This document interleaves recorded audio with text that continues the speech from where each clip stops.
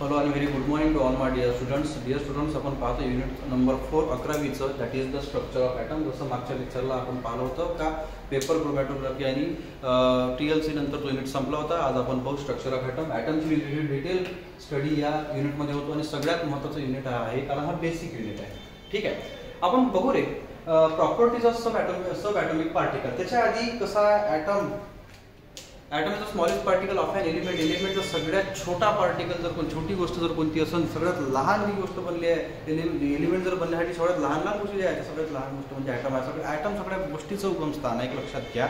सगळ्या गोष्टींमध्ये ॲटम आहे. हा पेन असो, हे बोर्ड असो, हा कोणती गोष्ट एक क्लॉक्स असो किंवा तो मोबाईल ज्यांना तो मी रेकॉर्डिंग करलो, त्या सगळ्या गोष्टी बनण्याच्या मागे ॲटम्स असतात. आता ॲटम्स वेगळे कधी होतात जेव्हा एलिमेंट्स बदलतात तेव्हा. कार्बन असेल तर कार्बनचे ॲटम्स राहील, नायट्रोजन असेल तर नायट्रोजनचे ॲटम्स राहील आणि व्हॉट एव्हर जो कोणता एलिमेंट असेल त्या एलिमेंटनुसार त्याचे ॲटम्स असतात. आता ठीक आहे, आपण बेसिक पासून पाहू का ॲटम केव्हापासून आपण त्याला ॲटम नाव दिलं. ॲटमचं नाव दिलं ॲटोमियो म्हणजे इंडिव्हिजिबल म्हणजे ज्याचे तोडता येत नाही, ज्याचे पार्ट करता येत नाही, त्याला विभाजता येत नाही, त्याला आपण ॲटम म्हणू. कारण सगळ्यात पहिले डाल्टन ॲटॉमिक मॉडेलमध्ये डाल्टनला हेच म्हटलं होतं की त्याला ॲटम इज इंडिव्हिजिबल. सगळ्यात पहिले ॲटमबद्दल जर कोणी बोललं असेल तर डाल्टन बोलले. आणि डाल्टनच्या ॲटॉमिक मॉडेलमध्ये त्यांनी हे म्हटलं आहे की त्यांनी कुठंच इलेक्ट्रॉन प्रोटॉन न्यूट्रॉनचा असा विशेष असा कोणता जिक्र किंवा त्याबद्दल काही बोलले नाही. त्यांनी हेच म्हटलं की ॲटम हा एक टिनी पार्टिकल आहे, छोटा पार्टिकल आहे, एकदम लहान जी गोष्ट असेल ती ॲटम असते. आता डाल्टनच्या ॲटॉमिक मॉडेल नंतर ती मॉडेल की फारसं माहिती मॉडेलबद्दल देऊ शकतो नाही, त्यामुळे त्या ॲटमला रिप्लेस करून नंतर रुदरफोर्डचं मॉडेल झालं, निल्स बोरचं ॲटॉमिक मॉडेल झालं. ते मॉडेल नंतर समोर आले आणि त्या मॉडेल समोर आल्यानंतर समजलं की ॲटमच्या बाबतीमध्ये जे आपल्याला माहिती आहे डिस्कवरी व्हायची आहे किंवा ज्याच्याबद्दल जे बोलायचं माहिती आहे ती अजून कमीच आहे.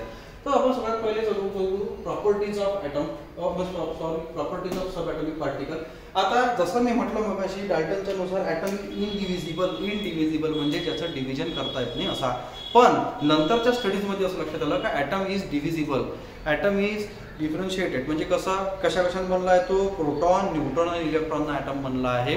प्रोटॉन प्लस न्यूट्रॉन त्याचे न्यूक्लियस बनतात आणि इलेक्ट्रॉन हा न्यूक्लियस भोवती असं चक्कर काढत असतो म्हणजे फिरत असतो, त्याला म्हणतो आपण रिव्हॉल्व्ह अराउंड द न्यूक्लियस. ही फक्त एवढी जनरल माहिती आपल्याला मिळाली.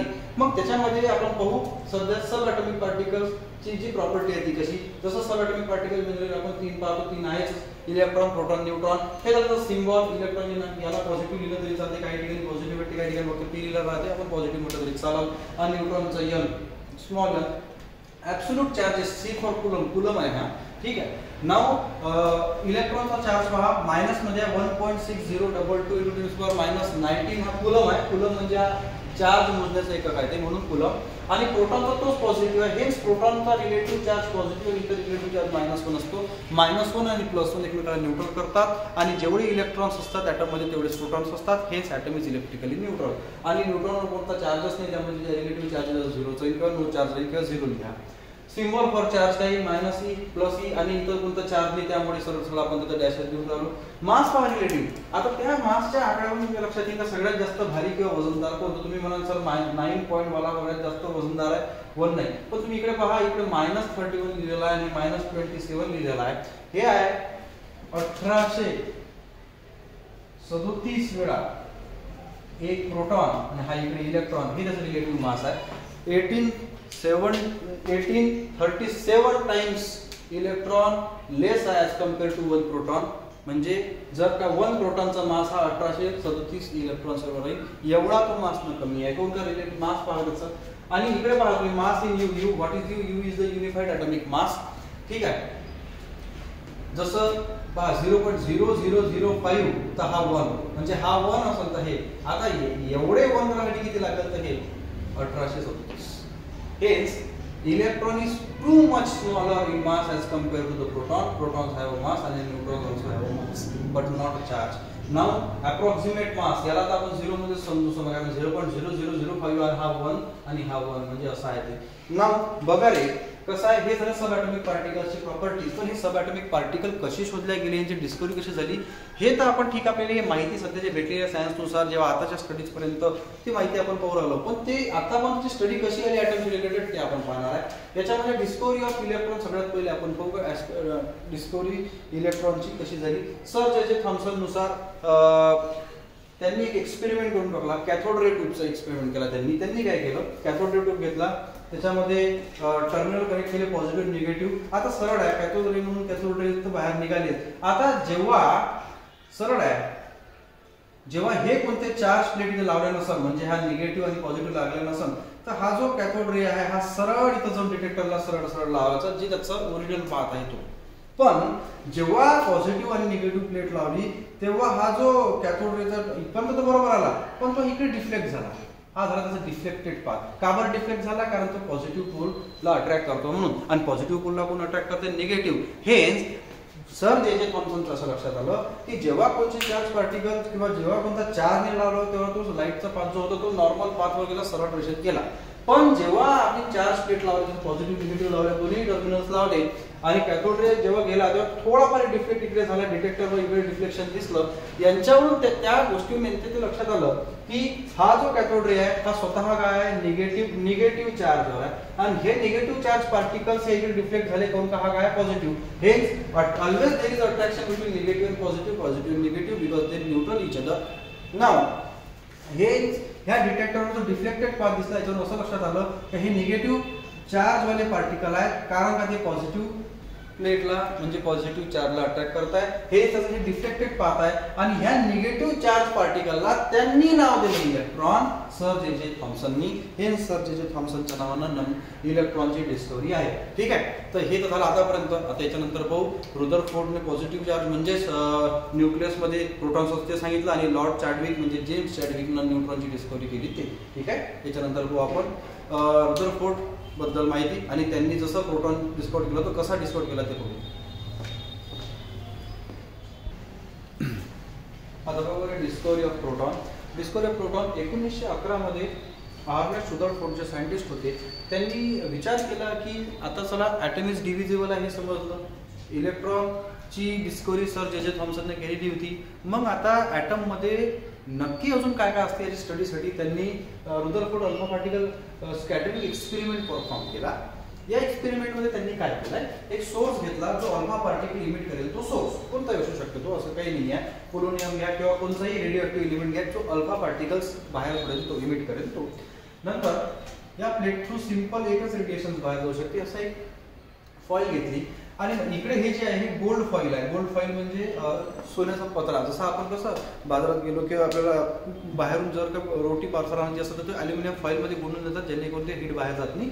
अशा प्रकारची थिन फॉईल, एकदम थिक नाही, थिन फॉईल गोल्डची घेतली आणि ती प्लेस केली तर बांधून दिली. आणि इकडे जे आहे हे डिटेक्टर समजून घ्या किंवा फोटोग्राफिक प्लेट, जिकडे माहीत पडत की रेडिएशन टाकल्यानंतर ते गोल्ड फॉईलला पास केल्यानंतर काय नाही, म्हणजे इलेक्ट्रोमॅग्नेटिक रेडिएशन सोबत मॅटरचं इंटरॅक्शन काय हे पाहण्यासाठी पाहायला त्यांनी काय झालंय, सोर्समधून जसे अल्फा पार्टिकलचे पॉझिटिव्ह चार्ज असतात ते जसे निघाले ते गोल्ड फॉईलला स्ट्राईक झाले. काही पार्टिकल्स इकडे डिफ्लेक्ट झाले, काही पार्टिकल सरळ गेले, काही पार्टिकल डिफ्लेक्ट झाले, आणि काही असे सरळ एकदम झिरोच्या अँगलनं वापस आले, जसं टकरावून वापस आलो तसं. हेच आता याला जर आपण मोठा करून पाहिलं, सपोज हा जर का ॲटम आहे, हा जर न्यूक्लियस आहे, हा ॲटम हा न्यूक्लियस, हा ॲटम हा न्यूक्लियस, हा ॲटम हा न्यूक्लियस, आणि हे जर का ती वस्तू ज्याचं आपण रेडिएशन सोडून राहिलो, बघा रे कसं ही रेडिएशन जर इकडे लागलं असेल तर हे इकडे वापस जाईल अशी, त्यामुळे ही डिफ्लेक्ट होईल. ही रेडिएशन जर सरळ याला लागली तर ही रेडिएशन तशीच वापस येईल जशी ती लागली होती. ही रेडिएशन जर यातून गेली तर ही रेडिएशन सरळ बाहेर जाईल, यातून गेली तर सरळ बाहेर जाईल. काहून का इथं पुन्हा त्याला थांबवणारा पाथ नाही आहे जो त्याच्या सारख्या एनर्जीचा आहे. काहून का एनर्जीला सारखीच एनर्जी थांबवू शकते. ठीक, हेच जसं त्यांच्या लक्षात आलं की हे पार्टिकल्स रिबाउंड बॅक येत आहे, म्हणजे जसं तसे वापस येत आहे, यांनी असं लक्षात आलं की हे पार्टिकल्स हे न्यूक्लियसला लागून वापस येऊ राहिले. म्हणजे न्यूक्लियसचा जो म्हणजे याचा अर्थ न्यूक्लियसवर अल्फा पार्टिकल्स म्हणजे कोणता जो पार्टिकल्स डिफ्लेक्ट होऊन राहिले तो चार्ज असेल, म्हणजे कोणता तर पॉझिटिव्ह चार्ज असेल. हेच ॲटमच्या मधामध्ये न्यूक्लियस मध्ये प्रोटॉन्स असते हे सिद्ध केलं त्यांनी. शिवाय त्यांनी या एक्सपेरिमेंटच्या मागे लागत असताना त्यांनी हे पण म्हटलं का एलिमेंटचं ट्रान्सफॉर्मेशन सुद्धा होते, म्हणजे एका न्यूक्लियस पासून दुसऱ्या न्यूक्लियस बनवता येते. त्यांनी काय केलं, neutron atomic number 7 mass number 14 याच्यावर अल्फा पार्टिकल बोंबार्ड केला म्हणजे आढळला याचा सोर्स थ्रू. नंतर काय बघितलं 7 आणि 2 म्हणजे इथं 8, इथं ऑक्सिजन, आणि 18 म्हणजे इथं 17 प्लस 1 हायड्रोजन 1 यांनी असं म्हटलं आहे का आपण कोणत्याही एलिमेंटचं ट्रान्सफॉर्मेशन म्हणजे रूपांतरित करू शकतो दुसऱ्या एलिमेंटमध्ये, जेव्हा त्याच्यावर तुम्ही फास्ट मुव्हिंग पार्टिकल्स जेव्हा बोंबाट करा तेव्हा. पण हे तर नक्की आहे ट्रान्सफॉर्मेशन होईल, पण हायड्रोजन जर आहे तो नक्की इमिट होईल म्हणजे होईल. हेच त्याला हायड्रोजन न्यूक्लियस नाव दिलं आणि त्यानंतर त्याचं नाव त्यांनी प्रोटॉन असं केलं. हेच न्यूक्लियस मध्ये मध्यभागी प्रोटॉन असून त्याच्यावर पॉझिटिव्ह चार्ज असतो. हे आर्नेस्ट रुदरफोर्ड यांनी Rutherford alpha particle scattering experiment या थ्रू सिद्ध केलं. यानंतर येते discovery of neutron. Discovery of न्यूट्रॉनसाठी आपल्याकडे लॉर्ड चॅडविक म्हणजे जेम्स चॅडविकचं नाव येते. पण 1920च्या काळामध्ये हा सिद्धांत का न्यूक्लियसमध्ये प्रोटॉन सोबत तेवढ्याच वजनाचा म्हणा किंवा जवळपास सारख्या वजनाचा मॅसिव्ह पार्टिकल अजून एक आहे तो असं आहे, त्याचं नाव माहीत नव्हतं. त्यांनी ही कल्पना दिली होती, पण नंतर 1932च्या जवळपास त्यांनी म्हणजे कोण तर लॉर्ड चॅडविक म्हणजे जेम्स चॅडविकनं हे एक्सपेरिमेंट केला. हे एक्सपेरिमेंट मध्ये त्यांनी काय केलं आहे की पोलोनियम सोर्स घेतला. पोलोनियम का बरं, कारण पोलोनियम हा रेडिओ आहे. पोलोनियम हा रेडिओ आहे आणि रेडिओ असल्यामुळे तो अल्फा पार्टिकल स्कॅटर करतो म्हणजे इमिट करत असतो. यांनी काय केलं की जो सोर्स आहे जो अल्फा पार्टिकल्स आपल्याला तिथून सोर्स घेतला त्या सोर्स मधून कंटिन्युअस अल्फा पार्टिकलचं इमिशन होऊन राहिलं. त्यानंतर इथं बेरिलियमची शीट घेतली. कशासाठी काय आता ह्या बेरिलियमच्या शीट मधून काय करू लागले बघा काय झालंय, अल्फा पार्टिकल्स पॉझिटिव्हली चार्ज आहेत. सरळ जसे ते पोलोनियमच्या शीटला हे झाले बोंबाट झाले तसेच काही पार्टिकल ज्याचं नाव सध्या माहित होतं, आपण आता न्यूट्रॉन लिहिलं आपण त्याचं नाव माहित होतं, स्ट्राईक झाले. पण जसे हे न्यूट्रॉन स्ट्राईक झाले म्हणजे बाहेर निघाले, कारण इथून धक्का दिल्यानंतर जसा तो बाहेर निघतो तसं, आणि जसे हे पार्टिकल्स बाहेर निघाले यांनी समोरच्या पॅराफिन मधले सुद्धा काही पार्टिकल्स बाहेर काढले जे पार्टिकल्स प्रोटॉन होते म्हणजे पॉझिटिव्ह चार्ज होते. आता पॉझिटिव्ह चार्ज प्रोटॉनला ढकलण्यासाठी तेवढाच मॅसिव्ह एक पार्टिकल लागेल. हेच हे जे पार्टिकल रेडिएशन बाहेर निघाले यांना त्यांनी नाव दिलं न्यूट्रॉन्स, कारण का प्रोटॉन्स जर ढकलले झाले तर न्यूट्रॉन्स बाहेर निघाले. तर न्यूट्रॉन्स बाहेर निघाले कारण बेरिलियम शीटवर अल्फा पार्टिकलचं आपण काय केलं बोंबार्डमेंट केला. आणि यांच्यावरून त्यांनी हे ठरवलं का न्यूक्लियसमध्ये प्रोटॉन सोबतच न्यूट्रॉन सुद्धा असतात. हेच जनरल माहितीनुसार आपण इथपर्यंत पोहोचलो आहे का ॲटम मध्ये एक न्यूक्लियस असते, न्यूक्लियस मध्ये प्रोटॉन प्लस न्यूट्रॉन्स असतात आणि इलेक्ट्रॉन जे असतात हे न्यूक्लियस भोवती असे चक्कर मारत असतात. ठीक आहे, आता कोणत्या शेलमध्ये किती इलेक्ट्रॉन्स आहे आणि ते इलेक्ट्रॉनिक कॉन्फिगरेशन काय आहे आपण नंतर बघू लागेल. तर ठीक आहे, हे अशा वेगळ्या त्यांनी एक सिद्ध केलं की इलेक्ट्रॉन्स प्रोटॉन्स आणि न्यूट्रॉन्स आहेत त्यांनी सिद्ध केलं का ॲटम इज नाउ डिव्हिजिबल ना. जो पहिले आपण बोलतो का atom is indivisible, now atom is divisible into electron proton neutron. हे जर प्रोटॉन डिस्कवरी जर केली असेल तर आर्नेस्ट रुदरफोर्डनं, न्यूट्रॉनची डिस्कवरी केली असेल तर जेम्स चॅडविकनं आणि इलेक्ट्रॉनची डिस्कवरी केली आहे जे थॉम्सननं. यानुसार आजचा हा जो आपला ऑनलाईन लेक्चर होता तो इथंच संपवतो आणि पुढच्या वेळेस atomic number, mass number, atomic number म्हणजे काय, मास नंबर कसा, number of neutrons, number of protons, number of electrons कसे काढायचे याच्यावर आपण फोकस करू. ठीक आहे, तर आजसाठी एवढंच. मी तुम्हाला हे सांगेन की रेग्युलर आपलं व्हिडिओ लेक्चर पाहत चला जेणेकरून तुमचे काही डाऊट्स क्लिअर होईल. आणि तरी जर डाऊट्स क्लिअर नाही झाले तर तुम्ही मला विचारू शकता. मी अजूनही याच्यापेक्षा तुम्हाला सोप्या भाषेत पाहिजे तर समजून सांगेल. जर नाही समजलं तर मला विचारा आणि व्हिडिओ रोजचे बघत चला. धन्यवाद.